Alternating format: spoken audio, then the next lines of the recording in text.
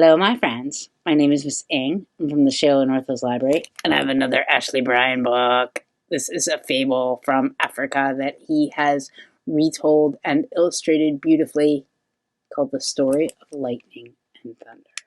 And I think you're going to like it. The words are small. There are a lot of words. Miss Ing's eyes are old, so I'm going to have to perhaps turn the book a lot my way, but I'll make sure you get a good look at the pictures. All right. A long time ago, and I mean a long time ago, if you wanted to pat lightning or chat with thunder, you could do it. You could. Thunder was a mother sheep and lightning was her son, a ram. In those days, lightning and thunder didn't live in the sky. They lived right here on earth. Their home was in a village on the west coast of Alkebulan. Alkebulan, called Africa today. Ma Sheep and Thunder and her son lived in the hut where he was born, just east of the marketplace. You'd see them standing by the door of their hut. You could stop for a chat or to pat or just wave as you walked on by. They watched the flow, the come and go of the people from the country, the people from the town. When they tired of looking one way, they could always turn around.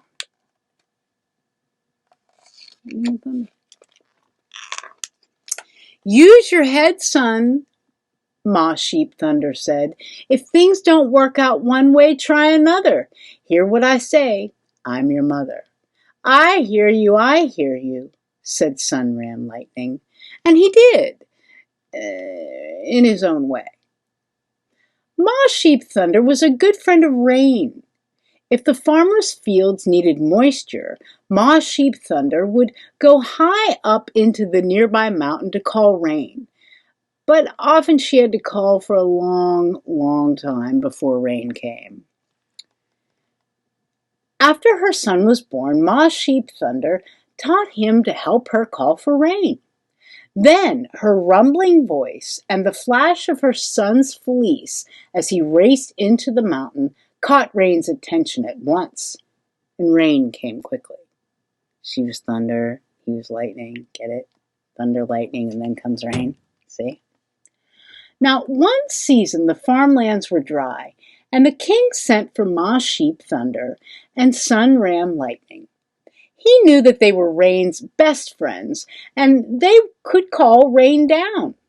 It took the two of them, he knew it, and he was proud that they could do it. He said, "Crops are thirsty, land is dry.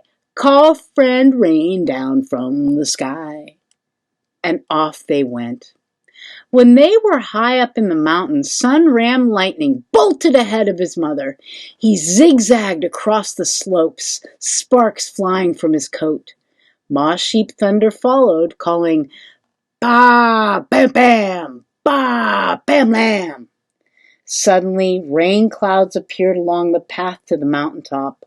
When Sun Ram Lightning saw Rain, his friend, in the clouds, he flashed a greeting, and Ma Sheep Thunder clapped, "Ba, bam, lam." Friend Rain stepped out of the clouds and fell. The villagers cheered. Their crops were saved. They sang and danced in the rain. It is no wonder that Ma Sheep Thunder and Sun Ram Lightning were two of the most honored inhabitants in the kingdom. When lightning and thunder did their thing, rain would follow. Children liked to pat Sun Ram Lightning's coat and watch the sparks fly. And Ma Sheep Thunder stood by chatting while Sun Ram Lightning stood still for the patting.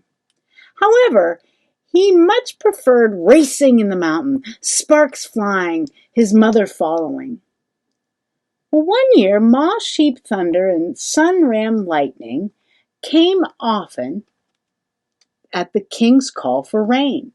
The crops were splendid, and there was a great harvest celebration. The king entered the village in a procession led by the drummers. drummers. People crowded around him. "Stay right by me," Ma Sheep Thunder said to her son. "Your horns may have grown out, but you're not grown up yet." Sunram Lightning wanted to show off his horns to the king. He and his mother were far back in the crowd, and while his mother chatted, he hopped and he jumped, but the crowd blocked his view.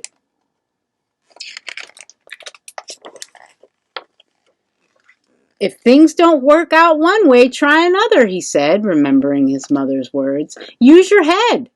He lowered his head, pawed the ground, plum, plum, plum, and charged. With a biff, bam, butt, he sent people flying or falling to both sides. It got him to the head of the crowd, it did. He stopped before the king. "What a hard head!" cried the king. "What horns!" "And they're not all grown out yet," said Sunram Lightning. "You boast," said the king. "It is an outrage at your age to go on such a rampage." "I used my head, as I heard Ma say. With a biff-bam, but I cleared the way." "There is a better way, son, to use your head," Ma Sheep Thunder said. "Whatever you do, no more biff-bam butts out of you." "There is a proverb," said the king. "A frisky child knocks his face against the rock, Bad ways will get you into trouble. My people are no rock for your son to knock. To protect them, I must move you from the center of the village to the edge of town." After they moved, Ma Sheep Thunder kept close watch on Sunram Lightning, especially when they went to market. For a good while, she kept him out of trouble. One very hot day, they set out for the village market. It was a long walk. When they arrived in the marketplace, Sunram Lightning was hungry. "We'll eat soon," his mother said. She stopped to chat with a friend who made straw baskets and straw hats. As she chatted, she soon forgot about food and forgot about her son. Sunram Lightning waited. He grew hungrier and hungrier. Leaning over, he licked a basket. "Tasty straw," he thought. He tried another. He licked his way down the line of baskets. Then he started on the straw hats. His teeth nicked a brim. "A tasty hat," he said. He took a bite. It stirred his appetite. Yum, a delight. He began munching and crunching the straw hat. He was so hungry, he devoured it and started another. Sunram Lightning didn't notice that this hat was at the bottom of a pile. A few bites into it, and a mountain of straw hats came tumbling down around him.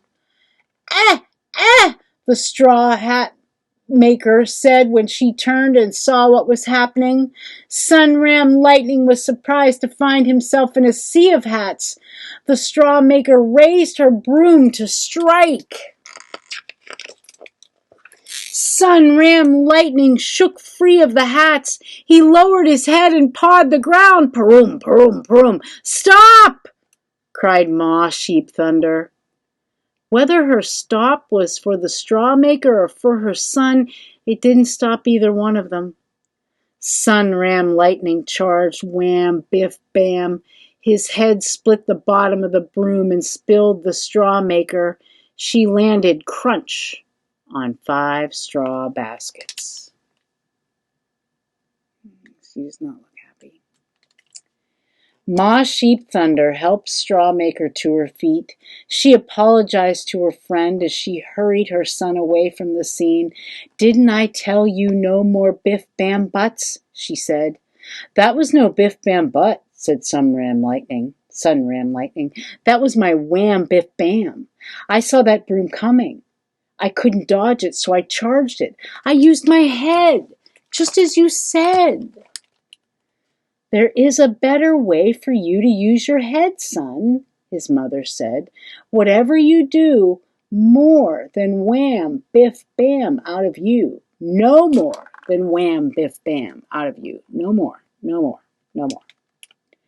When this incident was reported to the king, he sent for the mother sheep and her son ram. You're good for rain, he said, but I'll have to move you once again even further away than before. We're already at the edge of town, said Ma Sheep Thunder. How much farther can we go? I will move you beyond the village, said the king, past farmlands and fields to the center of the forest. From the center of the village to the center of the forest, sighed Ma Sheep Thunder. Their new home was a long way off. Ma Sheep Thunder missed the chatting. Sun Ram Lightning didn't miss the standing still for patting. He was free now to skip and bound in the forest. His mother didn't have to follow him about all the time. He felt grown up, He could come and go now all by himself. One morning, Sun Ram Lightning went out to play. Remember now, don't go too far away, his mother said. After a few bounces and bounds around the hut, he began to bite berries on the bushes nearby, and before he knew it, he had nibbled his way to the edge of the forest. He looked up, and there was Ox, eating the vegetables in the field. Sun Ram Lightning knew he was not to leave the forest without his mother. Still, he wanted to save the farmer's crop. Ma says no biff, bams, buts, he thought. And she also said no wham, biff, bams either. So I'll just biff, bop, bim. That'll stop him. And everyone will thank me. Sun Ram Lightning pawed the ground. Parum, parum, parum. He lowered his head and charged. Biff, bop. He struck Ox from behind, and Ox reared up and cried, Moo! He spun around and came down facing Sun Ram Lightning. One look at Ox and Ram's charge plan changed. He took off and ran. Sun Ram Lightning ran so swiftly that sparks showered from his coat. The sparks caught along the dry leaves. In a short while, flames had consumed one of the farmer's crop that Ox could have eaten in a whole day. Oh, Ox stopped and backed up before the flames, and Sun Ram Lightning entered the forest. He slowed down when he saw that Ox no longer followed. And by now the villagers had reached the edge of the field. Drummers drummed the fire signal, and the villagers cried, Who fires the fields fires food. Friends of rain should do us good. Ma Sheep Thunder smelled the smoke and heard the commotion. She ran out of her hut and caught up with her son. To the mountain, she cried. Ba, ba, bam, ba, ba, lamb. He started that fire with his sparks, with his lightning sparks. She called Friend Rain, and her son streaked ahead. Before they reached the top of the mountain, Friend Rain had seen the light flashes and heard the call, and rain came down and poured down on the fields until the fires were out. There was no dancing or cheering in the village this time.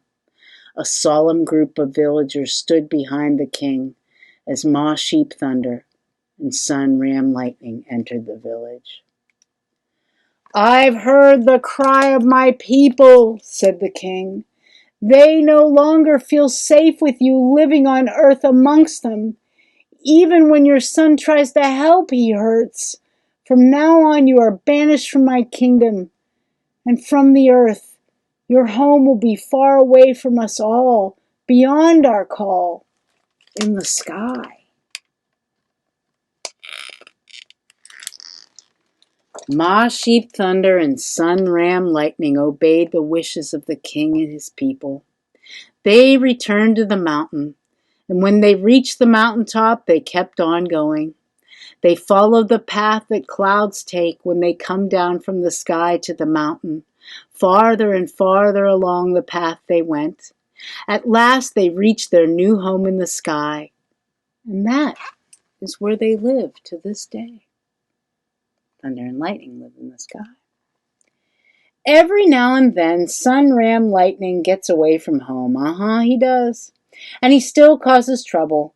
He streaks back to Earth and strikes anything in his path, and his mother runs after him, her voice rumbling, calling him back. Sometimes Ma Sheep Thunder is so far behind that we can hardly hear her voice. Sunram Lightning hears her, though, but he doesn't always listen. I know somebody like that too, I do. But I'm not saying who. Ma Sheep Thunder and Sunram Lightning.